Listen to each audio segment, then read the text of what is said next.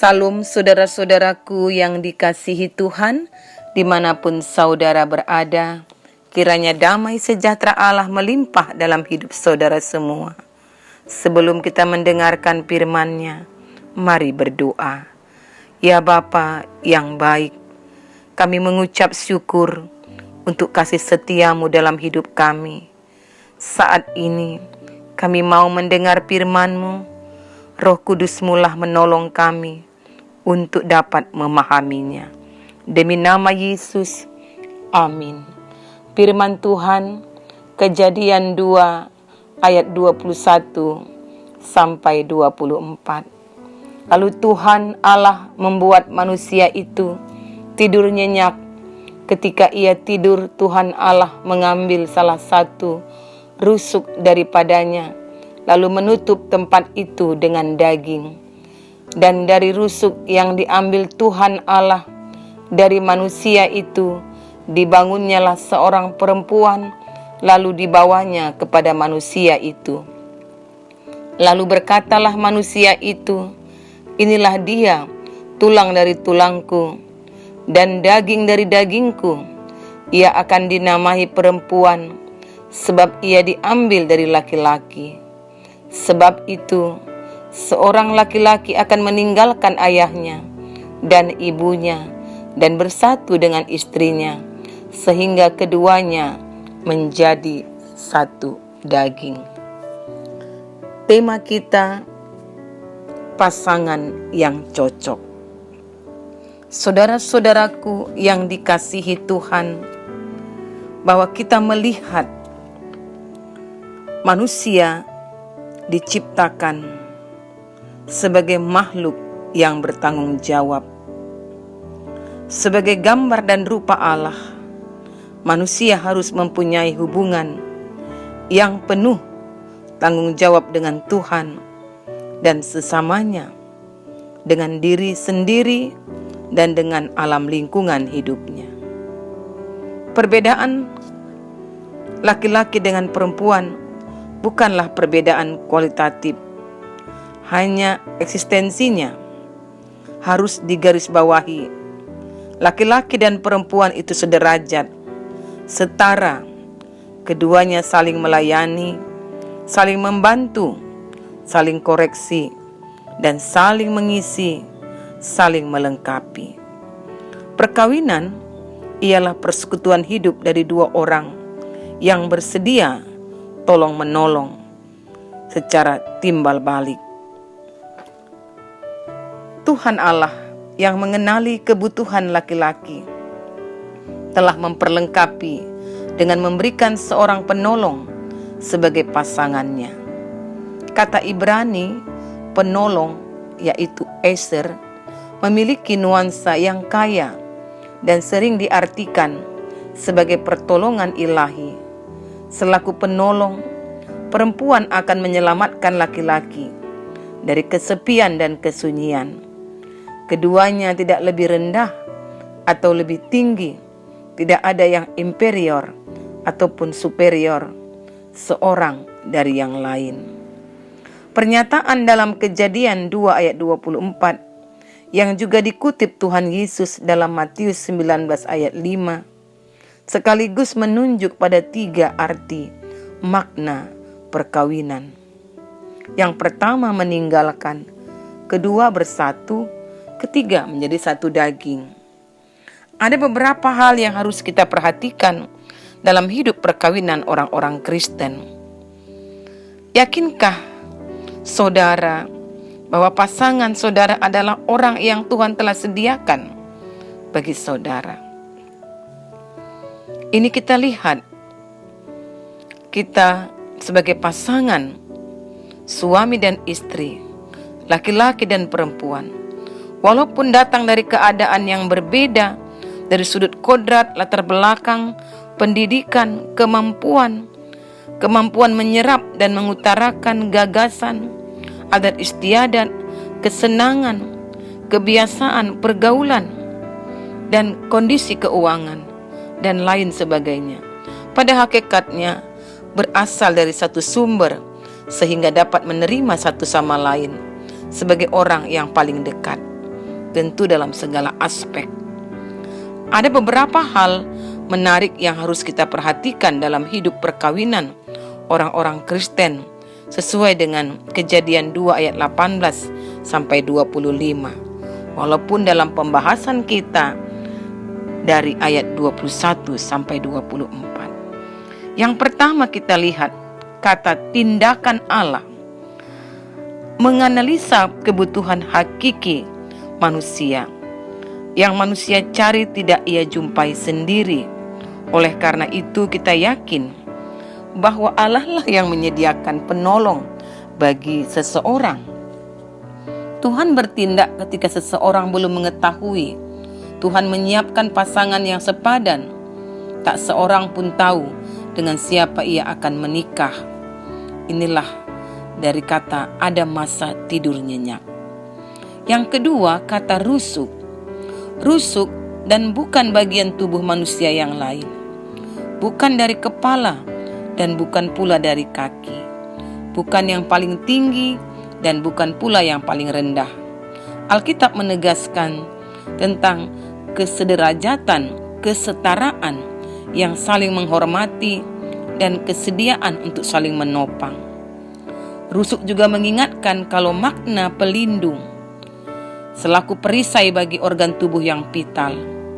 Nama baik harus dijunjung dan dijaga atau dibela. Selain itu ada pendapat lainnya. Lihatlah tempat dan fungsi rusuk.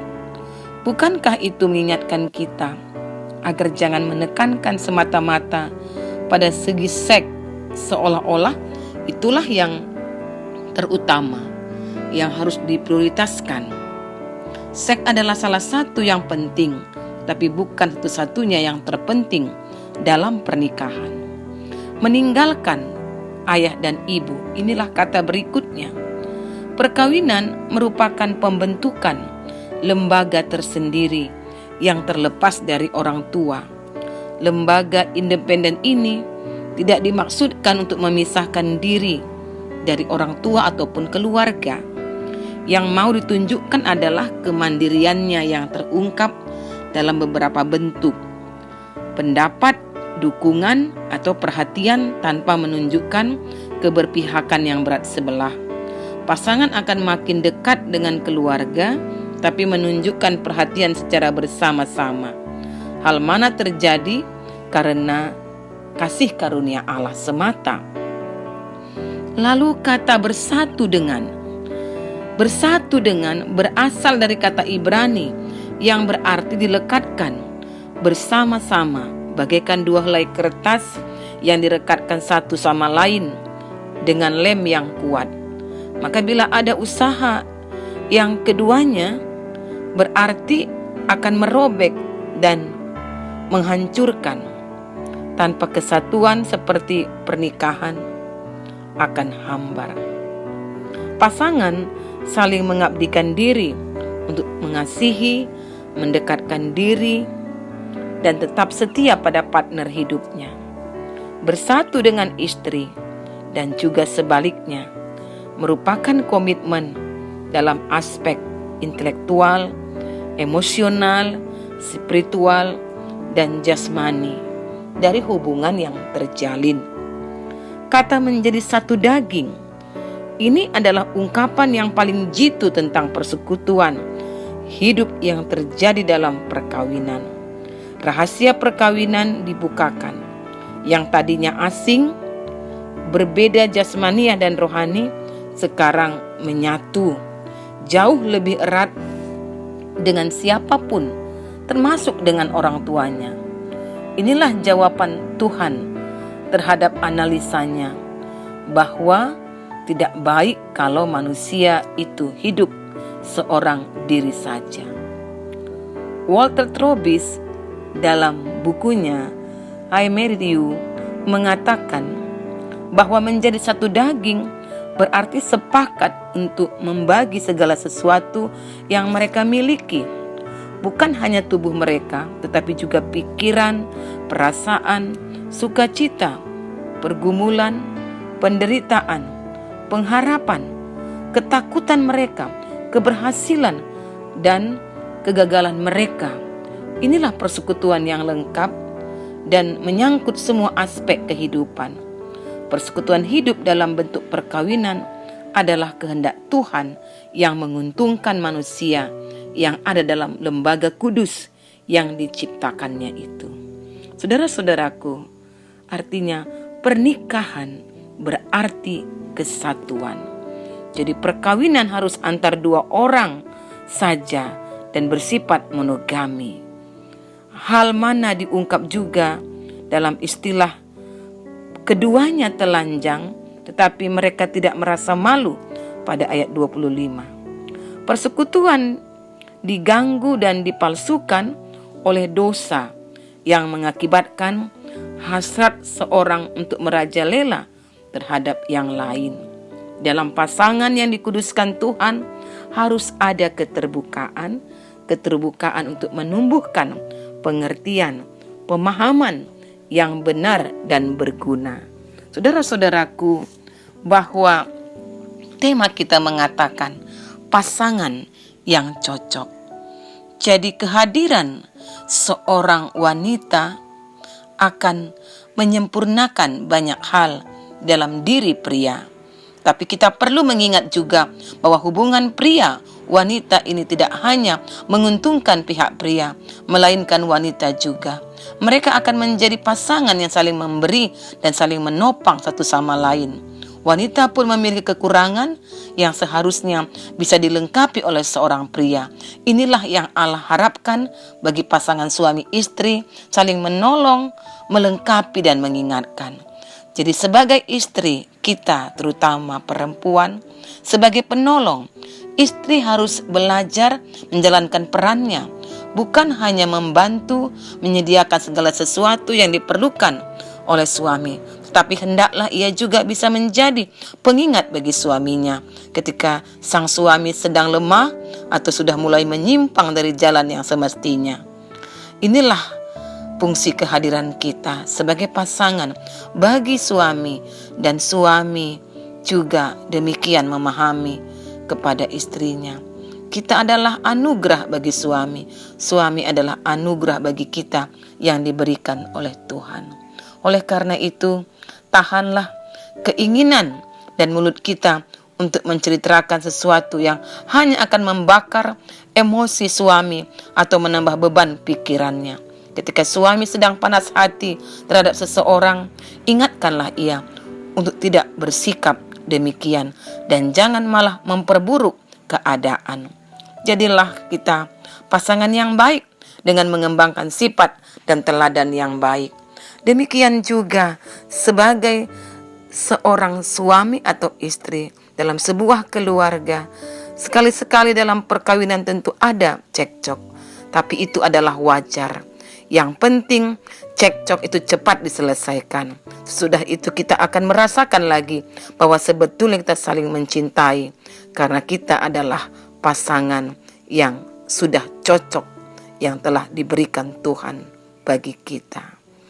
Demikian firman Tuhan, mari berdoa. Terima kasih Bapa, biarlah Engkau mengajar kami untuk dapat menjadi suami atau menjadi istri yang baik, yang membawa pengaruh positif bagi pasangan kami.